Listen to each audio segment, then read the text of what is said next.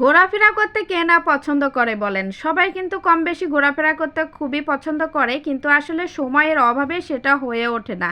দেখা যায় যখন টাকা থাকে তখন সময় থাকে না, আবার যখন সময় থাকে তখন টাকা থাকে না, আবার টাকা থাকলে সময় থাকে না। আসলে বিষয়টা এমন, তবে তারপরে সব কিছুর মধ্যে দিয়েই কিন্তু সময় বের করে ঘোরাফেরা করতে হবে। কেননা ছোটদের জন্য হোক কিংবা বড়দের জন্য হোক কিংবা নিজের জন্য হোক, সময়টা বের করে ঘোরাফেরা করলে সত্যি মনটা অনেক ভালো থাকে এবং সবগুলো কাজে কিন্তু মনোযোগটা আসে। সো হ্যালো এভরিওয়ান, আসসালামু আলাইকুম।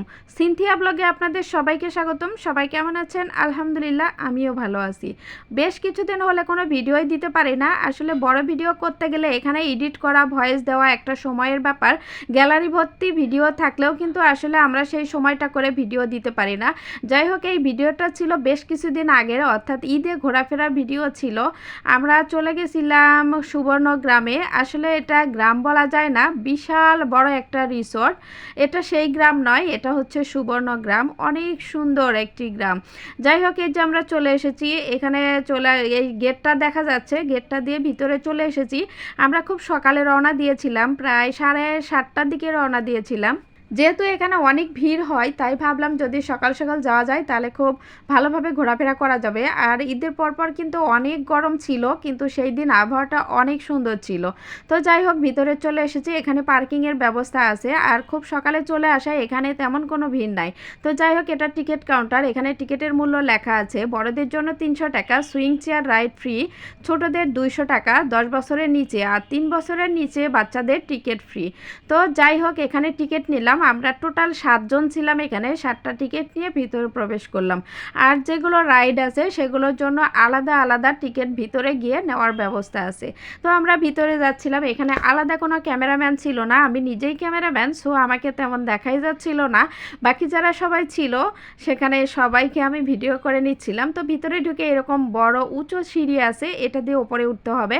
আমার মেয়েটা তো খুবই এক্সাইটেড, কারণ সে ঘোরাফেরা খুবই পছন্দ করে। তো যাই হোক, এই সিঁড়ি দিয়ে আমরা চলে যাচ্ছিলাম।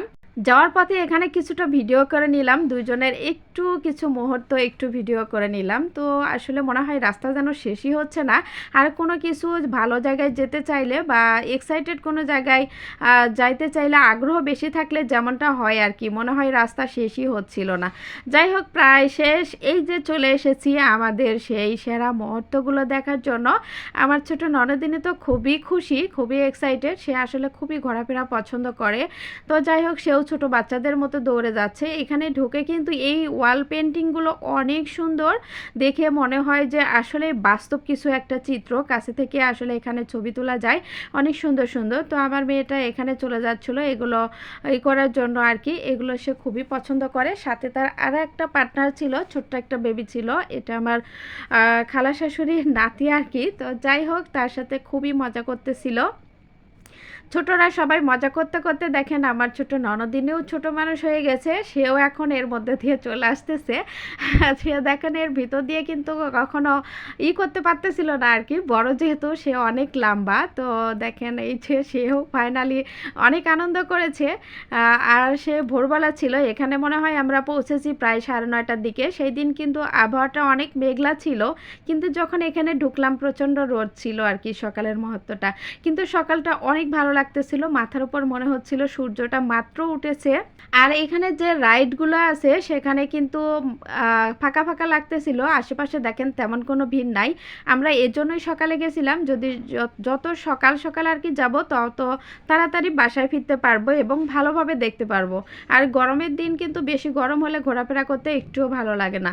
আর এটার এরিয়া কিন্তু অনেক বড়।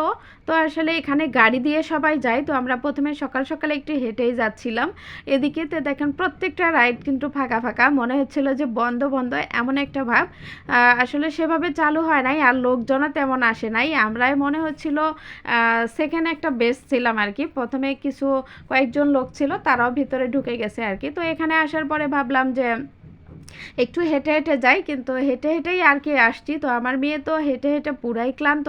আর এখানে সবচাইতে বড় ভিউ যেটা সবচেয়ে পছন্দনীয় জায়গা হচ্ছে এই লেকের পাড়টা।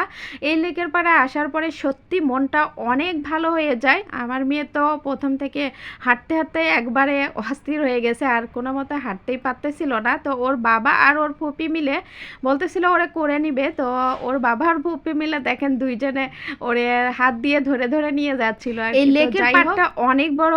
আসলে ওইভাবে ঘুরে পুরাটা হাঁটলে আসলে পায়ে ব্যথা করবে।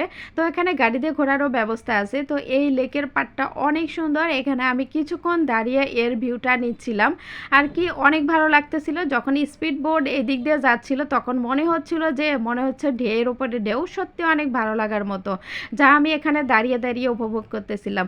পুরো ভিডিওটা অনেক বড়, যা এক ভিডিওতে আমার পুরো ভিডিওটা শেয়ার করা সম্ভব হচ্ছে না। এটা আসলে নেক্সট আর একটা পার্ট থাকবে, আর সেই পার্টে অবশ্যই আকর্ষণীয় কিছু থাকবে। আশা করি আপনারা ভিডিওটার সাথে থাকবেন।